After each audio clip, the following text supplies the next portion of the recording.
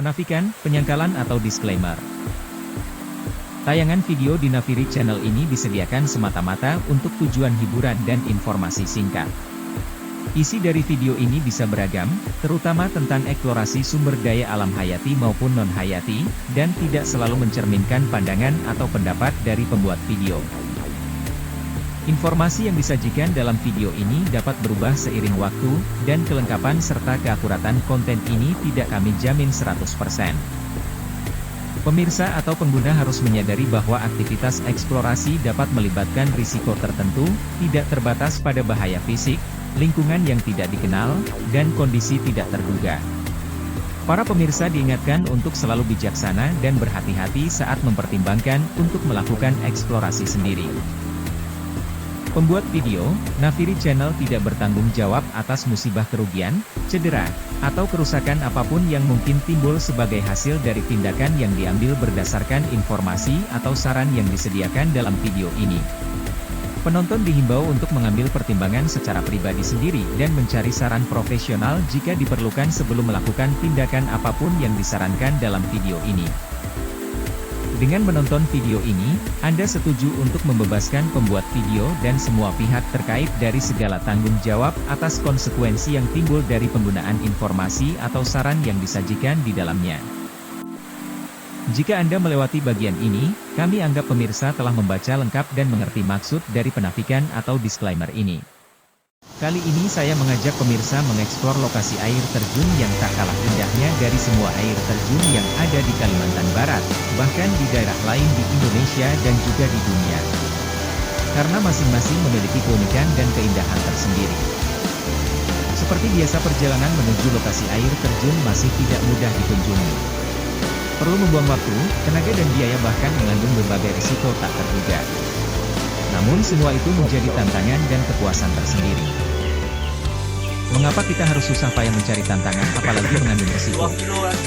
Menghadapi tantangan dapat membantu seseorang berkembang secara pribadi. Sanggup melewati situasi-situasi yang sulit, seseorang dapat mempelajari lebih banyak tentang dirinya sendiri, meningkatkan ketahanan mental, dan mengembangkan keterampilan baru. Selain itu, hidup terasa memuaskan dan lebih berarti, itu kata para eksplorer. Baiklah, jangan berlama-lama, langsung ke subjek tayangan berikut ini. Lokasi air terjun Sirin Punti terletak di Dusun Kelampuk, Desa Meragun, Kecamatan Nangataman. Jarak tempuh menuju lokasi air terjun Sirin Punti lebih kurang 50 km dari ibu kota Kabupaten Sekadau dengan menggunakan kendaraan roda 4 maupun roda 2. Dari Kecamatan Nangataman ke lokasi lebih kurang 15 km dengan menggunakan kendaraan roda 2.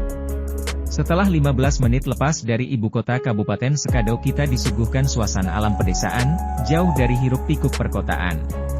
Sepanjang kiri kanan jalan beraspal namun sebagian besar sering rusak, masih tampak pepohonan dan perbukitan, kebun karet, sawah dan ladang masyarakat, beberapa perkampungan penduduk dan perkebunan sawit. Perkebunan sawit. Pada dasawarsa terakhir telah marak perkebunan sawit merambah di berbagai status lahan, bukan saja di setiap kecamatan di Kabupaten Sekadau akan tetapi di kabupaten lain di Kalimantan Barat, menggerus kebun-kebun karet lokal rakyat, sawah dan ladang juga tembawang. Tak mustahil, suatu saat mengancam wilayah lokasi air terjun yang akan kita sambangi. Di ibu kota Kecamatan Nangataman, sebelum melanjutkan ke lokasi air terjun, periksa kembali dan lengkapi kekurangan perlengkapan dan bekal yang dibawa. Meskipun dijumpai beberapa kampung dan terdapat warung atau kedai, namun produk tersedia tidaklah selengkap warung dan toko seperti di perkotaan. Dalam kalimat lain, di kampung tidak ditemukan toko serba ada atau supermarket. Sembari berbelanja di Kecamatan Nangataman maupun di warung atau rumah penduduk, sebelum mencapai lokasi air terjun, tidak ada salahnya memberitahu maksud dan tujuan kedatangan kita, sekaligus kita beramah tamah, menempatkan diri kita sebagai pendatang atau tamu. Meskipun tidak banyak jalan alternatif yang dapat dilalui, namun jika salah jalan kita dapat tersesat hingga ke dalam hutan. Selanjutnya, jika itu terjadi atau kita mendapat musibah lain, penduduk telah tahu kedatangan dan mengenali kita, mereka akan bergegas menolong kita. Disebut air terjun, tentu letaknya di ketinggian sehingga untuk menuju ke lokasi kita mesti dihadapi kondisi wilayah bertopografi, naik turun alias bergelombang dengan ketinggian 100 meter dari permukaan laut. Kondisi jalan tidak baik-baik saja. Sebagian besar masih berupa jalan tanah porsolik merah kuning atau PMK, tak jarang berbatu dan sisanya telah dirabat beton selebar lebih kurang 1,5 meter dan relatif panjang. Itu pun ditemui pada tempat-tempat rawan dan dekat pemukiman penduduk saja. Jika musim penghujan, sebaiknya lupakan dulu mengunjungi lokasi ini, selain tanah menjadi becek juga licin dan berbahaya bagi keselamatan kita.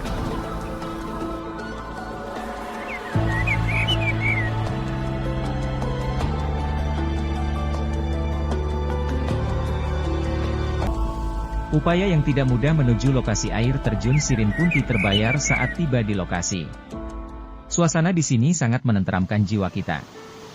Debit air meluncur sangat deras ke sungai melalui sela-sela bebatuan yang menandakan sumber air di atasnya masih ditumbuhi pepohonan lebat dan belum atau tak terganggu perubahan lahan oleh berbagai aktivitas manusia. Semoga saja, selamanya tidak diganggu.